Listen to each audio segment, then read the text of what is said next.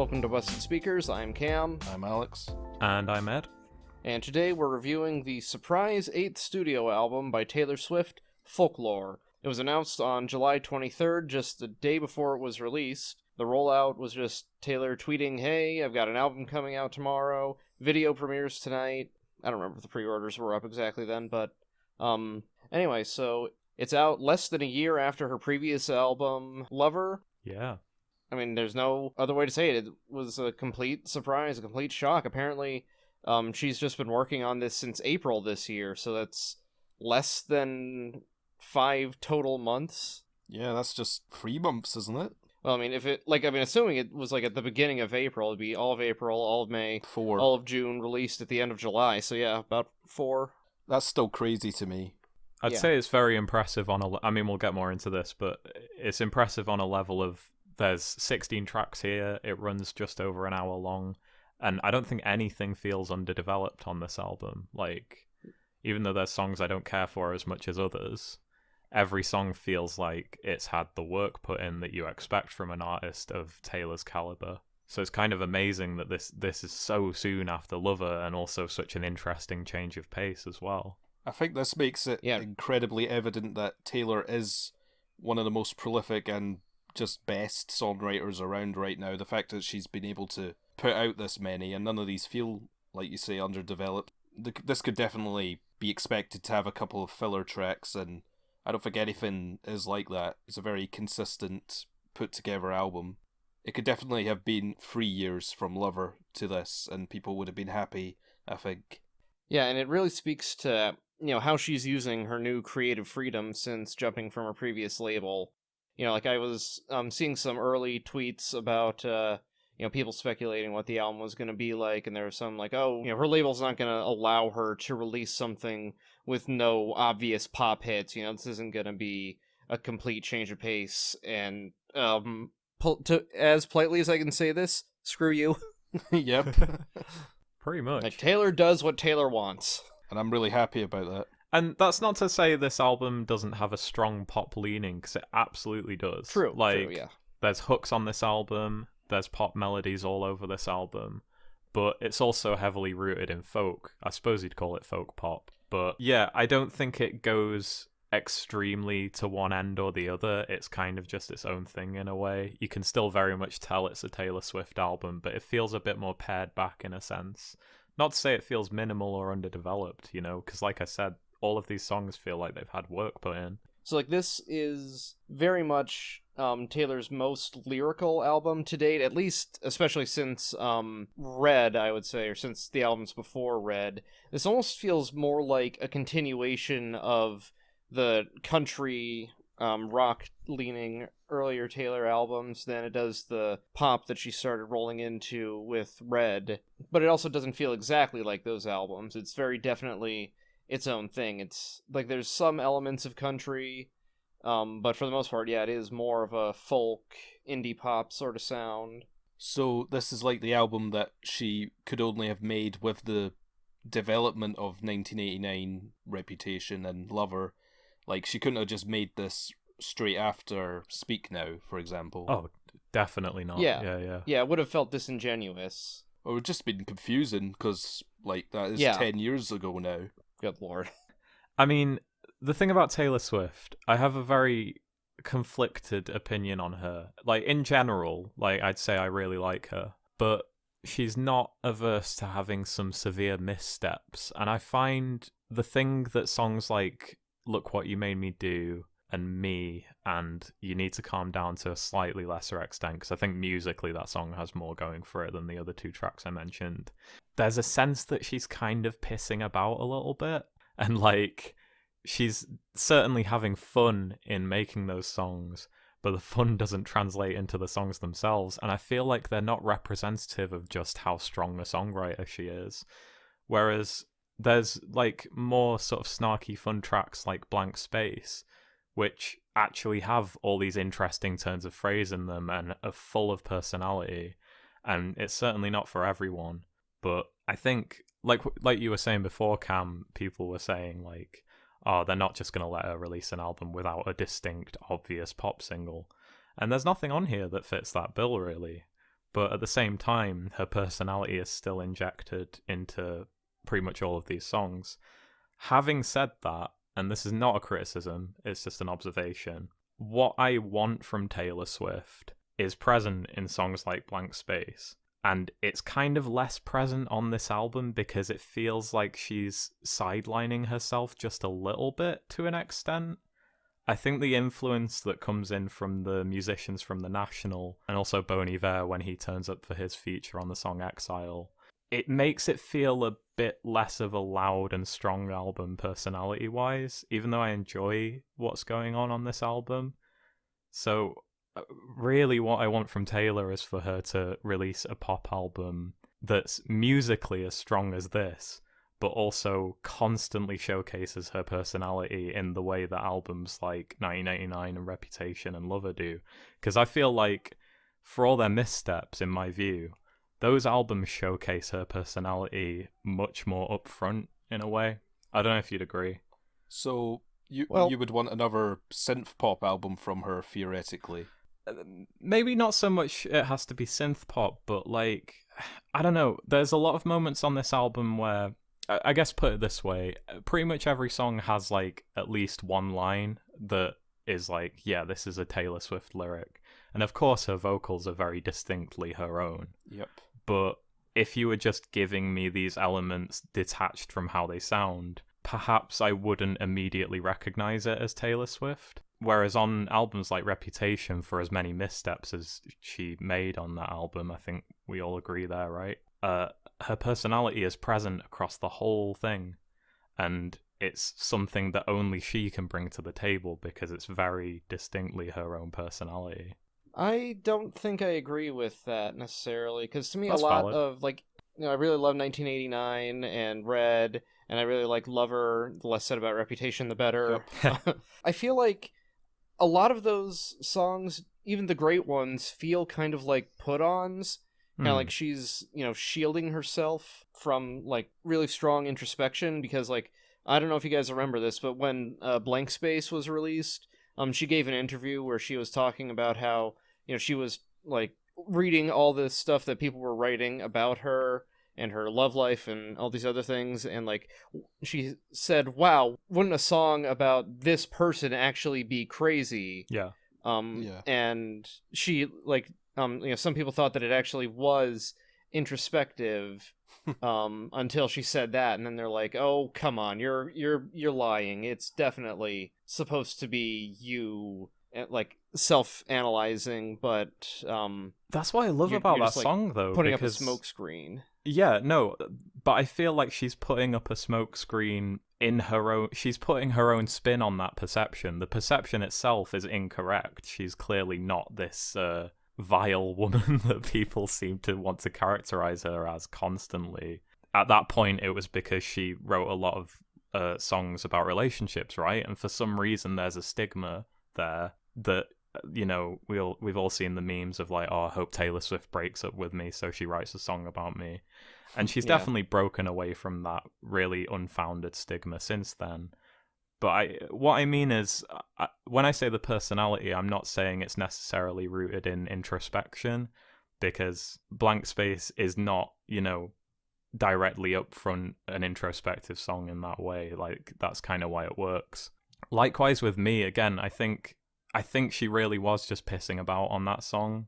It just emanates this, like, narcissism that I can't stand listening to, even if it's supposed to be ironic in a sense. But it's still very loud in terms of the personality.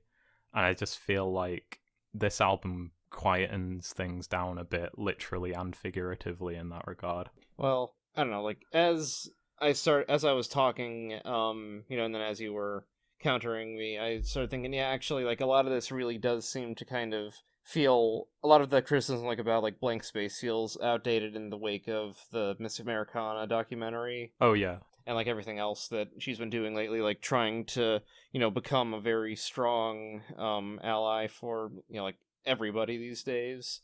Calling for, like, the removal of racist statues in her home state, or whatever, in her state of Tennessee, and that sort of thing. So, like, I do still feel like there is a difference between, like, her personality and her persona. Yeah. Like, she puts her personality into the persona, and songs like Blank Space and Me and even the stuff on Reputation, like, has the persona, and then there's her personality that is like her own real personality that's feeling those things. And obviously we don't know her as a person, but like there is a personality that's come through, and I feel like this album is trying to dig into the personality and let that shine through beyond the persona, because there are songs here that are explicitly fictional, and there are songs here that are like based on other people's histories, like The Last Great American Dynasty is based on a real person. But she like finds ways to tie all of these things to her reputation and her persona. Yeah. And I think that's the important part of Taylor's personality on this album. Definitely. And it's more just a case of I feel that way, but it's not in every single lyric, it's not in every single line. There's a certain lyrics that anyone else could have sung, in a sense, I guess. But well, yeah, and that's fair. It's more, like I say, it's not a criticism, it's just an observation. This is my favorite Taylor Swift album. I haven't heard Speak Now, so I can't speak on her discography in general. So you can't speak now and speak now. But yeah, it's funny you mentioned Reputation there. Like, I mean, you didn't mention Reputation, you literally said the word Reputation. Because I feel like this album, in a sense of literally exploring it directly introspectively, she looks at her own position in the industry, which is what she was trying to do on Reputation, but kind of through the lens of this, like, Disney villainess type persona I found. On tracks like I Did Something Bad, it's like elevated to such a ridiculous extent that it reflects how she feels about the situation, but it exaggerates it in a very cartoony way. And I feel like that's what she was going for, and some people enjoy that song for that. It didn't quite work for me. But here, things are way more direct and way more, I guess, genuine in a sense. But yeah, she also, the song you mentioned, The Last Great American Dynasty, is one of my favorite songs because she's talking about the house she bought, right? And like the legacy of that house. And then she kind of ties it in with her own, you know, not persona, but the way the world perceives her. And, you know, there's like a good dual theme going on there, even though she's largely singing about other people's history. She's kind of relating it to her own in a way, which I thought was cool. But there's maybe other songs here that like don't execute that sort of idea quite as strongly as I'd want, I guess. Like which? Not a challenge. That's just like genuinely asking, like, how do you feel about other songs and how they do or don't do that? I'd say like Illicit Affairs kinda is a bit too detached in a sense. Maybe the song Peace as well. Don't necessarily dislike those songs, but I don't know, I feel like the album as a whole could have just been that bit more potent in the ideas it's trying to get across if she tightened up the track list just a little bit. But again, it's apples and oranges in a sense, because this is a much softer album. Obviously, it isn't going to exhibit her personality in the same way as something like Blank Space or Reputation as a whole or anything like that. But what it does exhibit is her ability to write great songs. Just to wrap up my point, I think with artists like Taylor, and I'm so sorry to make this comparison, but this is kind of why I enjoy Kanye's music as well. You're being given access to an exaggerated parasocial sort of persona that's being delivered through the art that certainly reflects their real life, but also the celebrity culture has greatly exacerbated them into these like larger than life figures. And with this album, Taylor brings that entire idea way more down to earth in a sense by not doing the whole Disney villain type thing or the, you know, what if type angle of a song like Blank Space. It's way more direct. But because of that, because Taylor's in the position she's in, and because someone like Kanye's in the position he's in, only they can make the types of albums that they make. If this was just some random singer-songwriter who wrote this album with the exact same lyrics and everything, it'd be more difficult to get invested in it because their public image and their celebrity is as much a part of it as the actual content of the album, in a way. And I feel like in that regard, it's just not as potent an album as Reputation, even though like I said, this is my favorite Taylor Swift album. I like it way more than Reputation, just on its own merits and in general. But I hope next time around she does do something that goes back to the sort of loudness of an album like that, but executes it musically as well as she executes this album musically. I don't know if I'm even making sense, but I only really bring it up because there's not much to complain about here besides that for me, really. So, just out of curiosity, how would you feel if she decided to stay in this lane and just went back to being a country folkish artist? A small part of me would be disappointed, just because I know she's capable of doing songs like Blank Space when nobody else in the industry is in that position, I think. But just in general, I'd be very happy with it because I just really enjoy what she's doing here. And if I go back into that earlier country era of Taylor, I'm sure there's a lot there that I'll enjoy as well if her songwriting has always been, as strong as it has on the album she released afterwards. Because, 1989 has some missteps on it for me, but I do generally really enjoy that album. I think it's one of the better pop albums of the year it dropped. And again, showcases her personality. It's just one of the things that she's really good at doing a lot of the time, and it's not the focus here so much. I think that's all pretty fair. Now, to talk about the actual the actual songs, finally. It's interesting that this is tagged as folk pop because, if this was released, I know it's probably not even feasibly imaginable if this was released in the 70s, even though it evokes maybe a little bit of that feeling. But if this was released back in the day, I think this would just be called pop. So it's interesting, folk pop could just be called something that isn't explicitly dance or synth or electropop now. It's kind of interesting the way that subgenres are used to classify things now.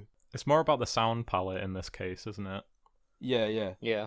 I just think at the end of the day, this is still just primarily, I'd call it pop rather than folk pop, just because a lot of the songs are quite melodic in that way, but it doesn't matter. I agree.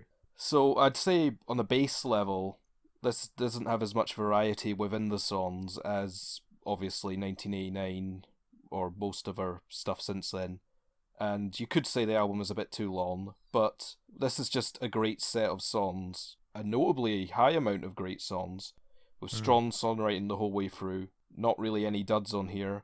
Musically, the bass level of this is centered around just her, piano, guitar, some, I guess, musical overdubs, or I guess it would be overdubs because they did record this remotely, right, Cam? Obviously that's the whole point of this. The collaboration with members of the National and Jack Antonoff, they did it apart, obviously. Yep. Okay, there's not much dynamic variety song to song, but that does mean there's a level of consistency here, especially with her songwriting and singing. I'm just really happy with this album, and yeah, there's plenty of highlights on here. Only slight thing that could be implemented a bit better is that, and this might just be because of the sound she was going for and it didn't really need to be there, but if you're listening out for drums or strong percussion, I don't think this is the album for you. There is obviously some on here, but it's never a prominent part of the songs. I'll just say, if you're looking for an explosive drum intro to Shake It Off? Well, I was going to actually say the explosive drum intro to State of Grace. Oh, yeah. Yeah, you're not going to get anything like that, even though it is more in line with music like that from Taylor. But yeah, Shake It Off as well. This is it's a soft album. Soft album. You don't need strong percussive elements on here, but just because the songs aren't very varied or dynamic genre-wise song to song in the same way that 1989 or Lover was, but I could see there's definitely a through line from Reputation to this. Yeah. Within songs like Soon You'll Get Better from Lover. You could definitely trace it. But obviously you're going to get people who call this the most natural sounding Taylor Swift album. This is her in her natural element, natural environment. Maybe. I don't know if I'd want her to sound like this for the rest of her career, but I don't think I'd be too unhappy with it. So I guess those are my main thoughts. Well, like I said before, I wouldn't be disappointed if she's just gonna continue down this lane from now on, but I'd love to see her showcase her personality with more volume again. But yeah, speaking on the drums, there's definitely a lot of comparisons to be made to the last National album. I don't know if you guys heard that one. I think I did. Was it the what's it called? I Am Easy to Find, I think. Yeah, I actually heard that. Now, I'm not a huge National fan. I've got Alligator and that one. I'm getting into them. They're definitely a band I'll explore more. And I'm in the same position, by the way. Yeah. I actually like their new album quite a bit, and there's some songs on there that I found easier to get into than some songs on Alligator. I don't know if that's because their sound's a little bit more homogenized and diluted from then. If they're slightly less unique. I don't know. I've not traced the National's career, obviously. But yeah, so some of that reminds you of this. Yeah, well, you can definitely hear the influence, and I can definitely cite this to a quote from Taylor herself. She said that people slept on the last National album, and I feel like that speaks to the fact that she's, brought Aaron Dessner and his brother on board for this. But yeah, I think the way synthetic instruments are implemented on that album is incredibly sparse. It never feels like it's overpowering anything by any means, which is a good backdrop for songs like this that are, you could imagine them just having acoustic versions and working similarly well. It just adds a little flourish to it, the electronic side of this album, because you've got these sparse drum machine beats that are, barely compressed at all. And then the occasional sweeping section on songs like My Tears Ricochet towards the end. Yeah. Maybe Betty as well.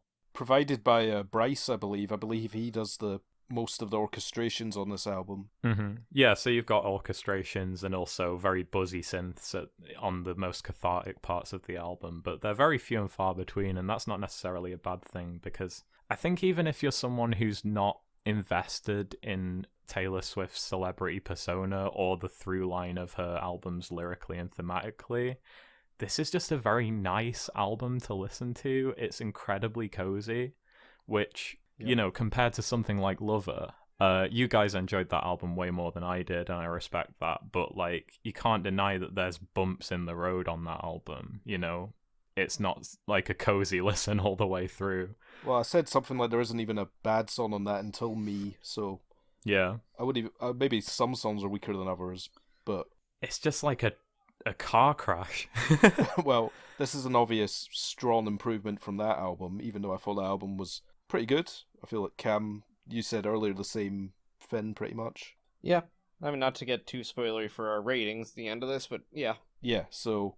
I don't know what I'm saying. Basically, this album does not have any major bumps in the road or anything unexpected. Once you get through the first track, you know what you're going to get for majority of the rest of this. The main surprises are just how consistent and how engaging lyrically this is from start to end, I'd say. Even when the song doesn't completely land, and that's not often, because most of the songs, I think, are pretty fully realised. I think Taylor, in her statement online just before releasing this album, the day before, she said, she gave everything she had and tried to do the song she had written justice. Something along those lines. I don't have the exact quote in front of me. Yeah, it was something like that. These are, her doing justice to the songs in the best way she could, she felt like. And I feel like that comes through for the most part. Yeah. And honestly, this is, most likely going to be remembered as a very notable... album, even if it's not maybe her loudest or most impressionistic. Yeah, it's not dramatic like Reputation was. That Yeah. might get remembered for the wrong reasons now. Yeah. But this, even though it's a quiet, low key almost compared to some other ones from her album, it might be remembered as one of the most notable and just strong albums from her forever. It's very interesting because this could be seen as a turning point, or it might just be, from happenstance of what happened. Like with Charlie XCX How I'm Feeling Now, this might just be an alternate universe album that would not have existed if had this not happened.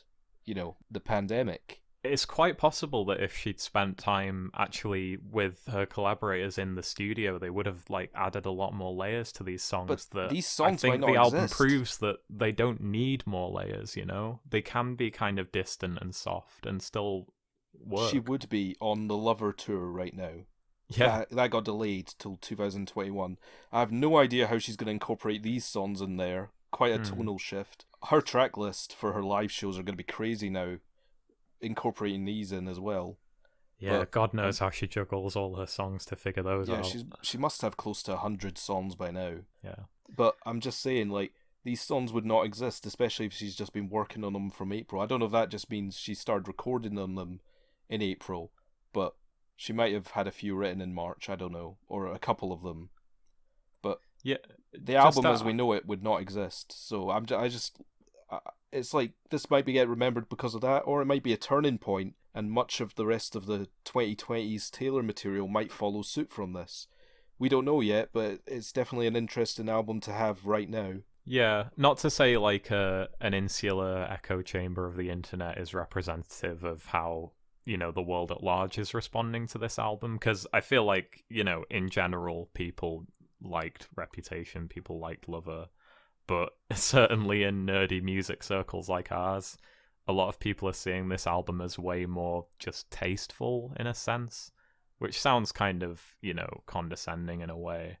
Like, oh, if you make something that sounds like The National, then we'll give you a thumbs up. But if you dare to, you know, be a bit more, just, you know, amp up yourself, amp up your personality, it's going to result in something more obnoxious that's, like, less liked. Because, you know, I'm just going to say it. I think Shake It Off is a fun song. I like it. It's a good pop song. People fucking hate it, like, in nerdy music circles. And, like, yeah, guys, it's a bit cringy when she does the, you know, the sort of rappity rap part, but I just can't bring myself to hate it. You can always expect a lot of heart and personality from Taylor in her music. You know, that's been prominent for better or worse since that album. But, yeah, nerdy music folks, like, I guess like us, not to put us down.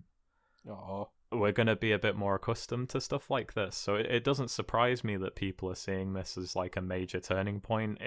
Like, I'm not saying this is us, but the people who haven't enjoyed her music up until this point, a lot of people are getting into it now. Some friends of mine have never enjoyed Taylor's music until this album.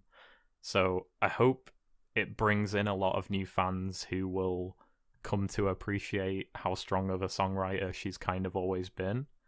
Because I feel like they let elements they dislike about her older music, which is completely fair because it's subjective, but they let that stuff get in the way of observing that she is a really strong songwriter, and maybe this is the sort of album that it took for that songwriting style to click with people, because it's still the same songwriting style, like, at its core. I think songs like Cardigan are, like, immediately recognizable as a Taylor Swift song. You know, the thing with Cardigan was that, I don't know if you guys thought this, because I guess they're kind of different type of songs, but I swear there's some evocative melodies in the verses are classic Taylor melody working. Yeah, that's what I'm saying, yeah. It reminds me a little bit of, like, Wildest Dreams a little bit. A little bit. Maybe not as wistful as that, but I don't know, something about that song reminded me of that one. What you were saying before about this being, like, changing lanes to an extent, I don't think this is a very, like, risky album or a risky move for Taylor, and I don't think there's any pretense of that. It's not changing lanes as in taking a risk, but yeah. It does... I didn't think that's what you meant, by the way, but no, I've seen some people saying that, and I don't think she's consciously trying to take a risk with this. She's just kind of being true to what she wants to do. It's not an experimental album in the slightest, but it's not trying to be. Not to put down the music in any way, because this is excellent music, but this probably would be the theoretical safest move she could have made musically. Yeah. And that's fine, because, like, this is some of the most positive reception she's ever had. You know, like, I didn't even know that people who didn't dig her before dug this. I that doesn't surprise me, though. But just such a strong set of songs at the end of the day, to me. And when I first saw the track list, I did think, oh, is this really going to sustain it over 16 songs? Because that is almost... I'm not going to say it's like getting to Drake, double album levels at all. It's not on Chris Brown levels. Oh, God. But, you know, 16 songs, it has to be pretty solid, consistent throughout to justify that, in my mind. And it does. And it does, yeah. Pretty much front to back, great songs on here. Yeah, if I was forced at gunpoint to cut any tracks, I'd probably say Illicit Affairs, Peace, and Hoax, although I like how Hoax caps off the album thematically. Definitely. I just think it's a bit underdeveloped as a song. Alright, so I think we've covered this one pretty well. So Ed, what rating would you give it, and what are your track picks? I'm going to give this a 7. Just in terms of my sheer enjoyment, this is my favorite Taylor Swift album, with the slight caveat that it's not, necessarily a Taylor Swift album in all caps, if that makes any sense at all. Well, I mean, all the songs are in lowercase, so yeah. That's true. Badum-tish. Yeah, I think she showcases her songwriting ability and her great lyricism really well on this. There's the odd line that, I find a bit corny, but it's to be expected, and it's never on the same level as having a song like Me just come crashing into the track list and bring down the mood for people like me who just don't want to hear that. Especially when there's things about Taylor that I really like and have always really liked, and, I want to hear her go into that a bit more. This is definitely changing lanes to an extent, as we've said, but definitely for the better, in my opinion. I wasn't expecting this album at all, but I'm really happy we got it.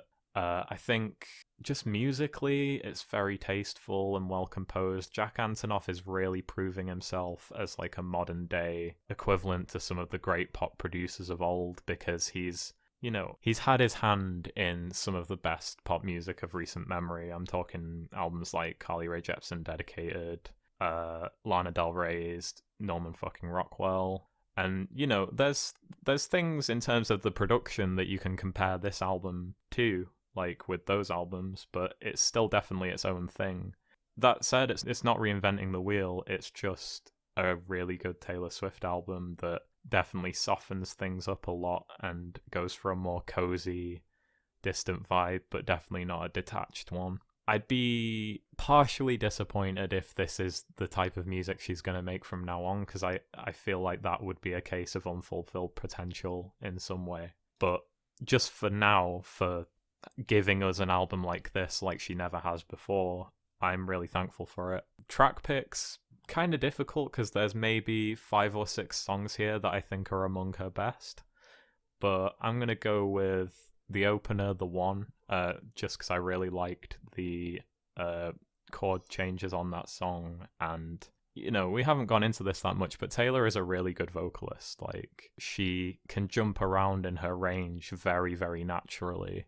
And as a result, the way she locks in with instrumentals is very good and very distinct in a sense, I think, among the modern pop singer-songwriter canon, at least. Yeah, there's that. There's the Last Great American Dynasty was a favorite. Again, just musically, it's very likable, the instrumental, but I just like how she goes into the topic of that song. Just listen to it. I won't go on about it.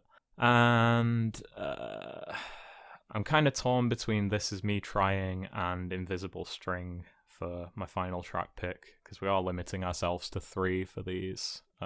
Invisible String is just a really good love song about the connection between 2 people that's not seen but definitely there. It goes into it a lot more than that. That's a very shallow way of summarizing it. But yeah, I'll say This Is Me Trying as my final track pick, because I think, speaking again on the fact that she kind of goes into a lot of the same themes as Reputation but in a very different way, that's one of the best tracks in terms of exploring that idea of self-reflection, of her place in the industry, which you guys both reviewed the Miss Americana documentary, which I haven't seen, but I have read some reviews of it that indicate that it goes into those themes a lot, right? Like, it actually documents Reputation, at least by her standards, kind of flopping in a way, not having the week 1 sales that she anticipated, and receiving a certain type of reaction. And it's clear that, for better or worse, she kind of takes that to heart in a sense, and I feel like that's demonstrated and explored in a good way on this album. So yeah, just a plug, you guys should probably listen to that review. I really liked this. I'm glad it was a surprise drop as well, because I feel like if we'd spent months waiting for this, it wouldn't have been quite as pleasant a surprise as it was.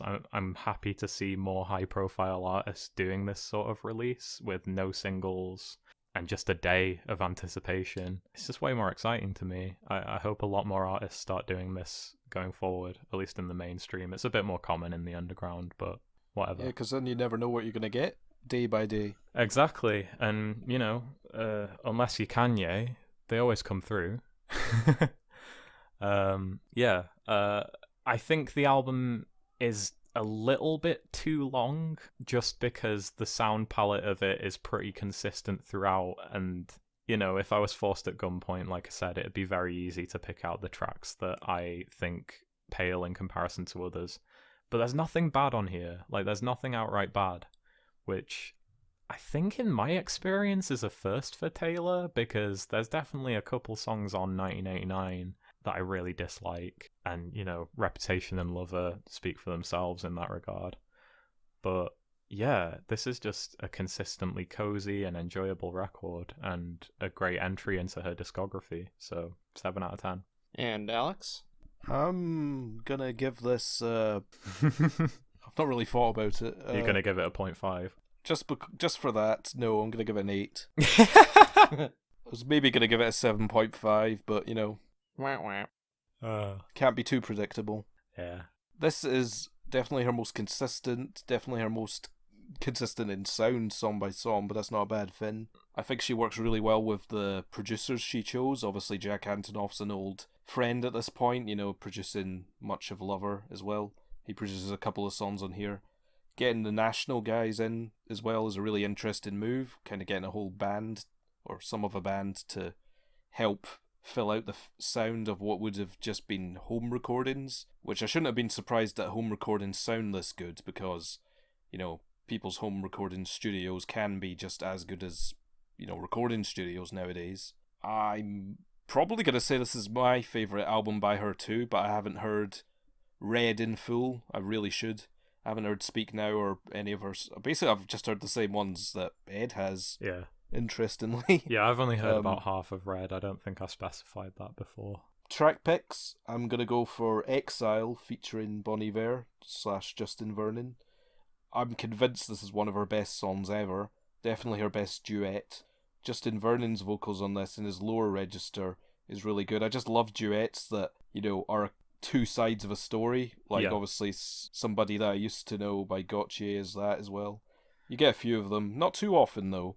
It's been ages since we've heard Justin Vernon not through a freaking potato, It's been ages since it's just been his raw vocals. This is Justin Vernon in his most natural setting. If you love him on, the first two Bon Iver albums, this is, not exactly the same, obviously, as that has a very unique sound in the way it's mixed, but, this is really excellent, and it's especially great in how greatly they meld together, considering they almost certainly didn't record this in the studio together. So the fact that they recorded it in exile from each other, I think, adds to the strength of the song. Oh yeah. The downwards vocal melody of I think I've seen this film before and I didn't like the ending. Speaking of the end of a relationship is really strong. And just the last bit, never gave a warning sign, and from Justin, and then Taylor saying I gave so many signs. Genius bit of writing / editing there. Yeah, the interplay on that song is great. Honestly, that's in my top 10 Taylor Swift songs, and maybe top 10 Bon Iver, I guess. I don't know if it's not Taylor Swift and Bon Iver, so I guess it is more a Taylor Swift song, even though Justin does sing the first entire verse. So yeah, I love that song. And tying that one with the other one, these two songs were co-written with a complete unknown figure to me, William Bowery. He co-wrote Exile with Taylor and Justin, and he also co-wrote Betty with Taylor as well, which is another track pick. Do we have any idea who this person is, Cam? Speculation is that it's either her brother Austin or her boyfriend. Right, so it's probably that's bringing back the pseudonym game to songwriting, which was obviously a thing people did back in the day a lot. The Stones did that on their first couple of albums, but you wouldn't think it would be done much now. But yeah, that's interesting. Betty is a really good song. I guess that Taylor might have had harmonica on a song before in her first 4 albums, Kim. You're testing me here. I don't know. I don't know either, but this makes it the most distinct folk pop song just because it has a combination of acoustic guitar and harmonica, and just the lyrics really good. Speaks of a friendship that could have been a lot more, but she was inexperienced because she was only 17. She says herself, "I don't know anything. Was It Just a Summer Thing? Great key changes in there too. Just, I don't know.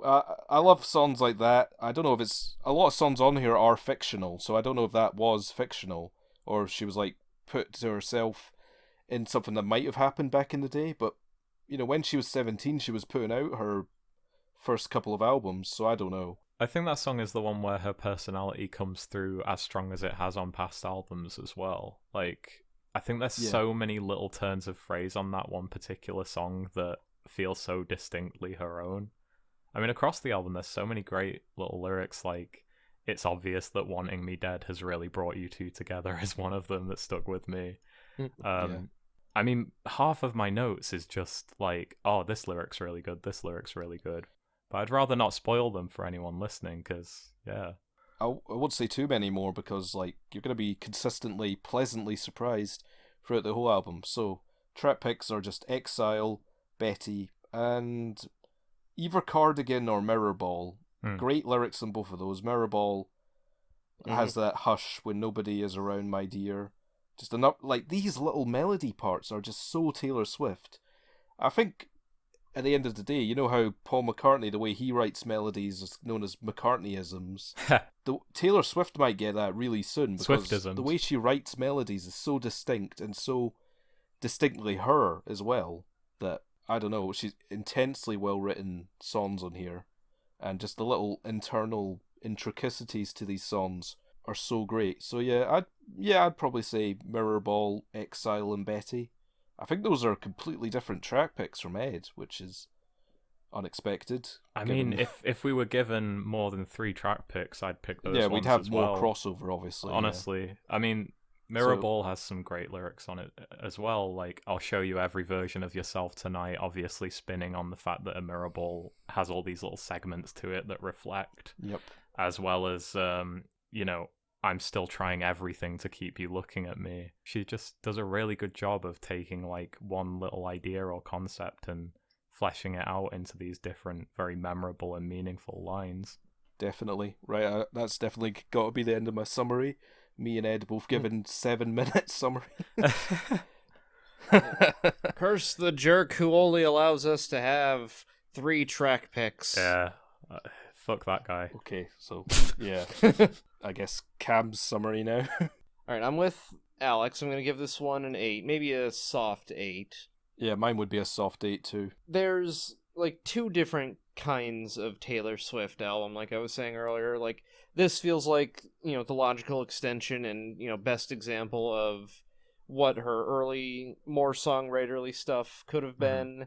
And so, my only other 8 for her so far is 1989, because aside from a couple of duds, that album is just, like, pure pop bangers. Like, quality like nothing I've ever heard Which before. is not what you're getting here.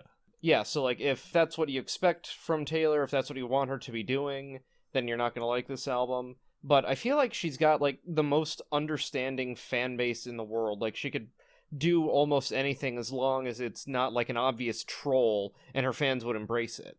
Her fans embraced Reputation quite a bit, so True. I think she could almost do anything. I think it's not some to say she could do cases. anything with no quality. I just think I think you're right. Just the most understanding and actually open-minded fan base, I'd say. I mean, it's pretty unbelievable how many people really love this album, considering how different it is. Yeah, but speaking generally, that's the case. But then you'll also have the type of fans who are thinking that she's completely reinventing the wheel here, even though she has no pretense of doing that. Like, yeah, this sound has been done, too. guys. Like, just please listen to more music. That's true. Yeah, I mean, that's right. Like, I honestly, like, even knowing that the guys from The National were in this, I wouldn't even have, you know, thought to make that parallel the way you did. Because, like, I haven't heard that many National albums, but, like, I expect a completely different sound, even though it's, like, kind of similar to what we have here. And, like, even Exile, I was kind of surprised by it because I expect Justin Vernon to sing in, like, more of a falsetto. Yeah. And I was surprised he has such a rich, like, baritone. That's the lowest I've ever heard him sung, other than maybe a few of her songs on the debut. But yeah, that's the most low register I've ever heard him sing, at least recently, definitely. Yeah, I mean, between this song and, like, picking up a few Sean Carey albums recently, I really need to re-listen to Bon Iver and reevaluate them. But anyway, it's a gorgeous album. Everything sounds perfect. I've been saying over the years that, Taylor has grown more as a performer and as a singer, and that's what I love. I love her voice. I could listen to her sing anything. And, this album is just a great showcase for it. It's like an entire album of songs like Clean from 1989, even if maybe they don't all have the emotional wallop that song has for me. But it's like, if you like that song, you're going to like this album. And, my first track pick, Cardigan, the first single, it's a litmus test for this album. If you don't like that song, you're not going to like the album. And then I'm going to kind of sort of cheat with the rest of the track picks, because I just want to address something that we didn't get to yet, as if we could possibly have left anything out in the 55 minutes we've been doing this right now. I mean, it's a big album, It's a big album from a big artist. Yeah. So, August and Betty, Ed or Alex, you picked Betty, right? Yeah. So, did you guys notice a theme with those 3 songs? Are they the same storyline, kind of? Yeah, so, they're, Taylor referred to them as the Teenage Love Triangle trilogy. Ha. Because... Now that you say it, that Cardigan does fit. Yeah, okay. I'm starting to... It's hard to connect them, because they are, I think, exactly 5 tracks apart each. So, yeah. Cardigan is I think it's from Betty's perspective, and then August is from the perspective of the boy who narrates Betty was cheating on Betty with, if that makes sense. So, Betty is from the perspective of, somebody named James. Could be a female named James, I don't know. James is apologizing to Betty for cheating on her. I knew there were fictional aspects to this album, but I didn't realize that Taylor had made her own, extended universe. Yeah, it's an internal lore, I suppose. I never would have picked up on any of this. Oh yeah, folklore. This is Taylor's lore. Mm-hmm. So then, Cardigan is I think Betty reflecting on her relationship with James, either in the future or in the moment or whatever. Wow, this album's deep, man. Yeah, and then the album is it's also, I think, the richest with self-reference, because there's so many lyrics here that call back to previous Taylor songs, build on themes that she's been working with her entire career, and even songs in here that refer to each other, not just those 3. Yeah, I don't know if you remember which one it was, Cam, but there was a part on the album where I had to rewind it for a sec, so I was like, did I hear that right? Where I think she references and name drops several songs from 1989 just back to back to back, but does an interesting spin on those songs. One of them was definitely Welcome to New York, and I think Blank Space as well. I don't know if you caught that. I did catch something like that. Yeah, I can't even remember which song it was on. There's just so many songs here that it's a bit more difficult to process it all fully than other albums we've reviewed. I can only really speak on my enjoyment of it in general. Mm-hmm. But I did notice that, and I thought it was pretty damn interesting. That's just an aspect of songwriting that I really enjoy that very few artists do. Yeah, so altogether, I do think that this is the best version of a Taylor Swift album that this could be. Mm-hmm. Yeah. But if that's the case, why didn't I give it a 10? Shut up. I don't know. It's not the best Taylor Swift pop album, obviously, because it's not a, radio-friendly pop album.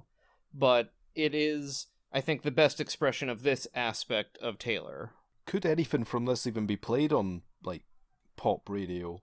I know Cardigan is the single, but could you imagine that next to what is on the top 100 right now? I think Betty's maybe the most outwardly poppy. Everything is just in and out of the charts in a week these days, so who knows? Maybe this will return to a renaissance of, early 2000s to early 2010s pop, but who knows? Maybe it won't. I don't think it matters anymore.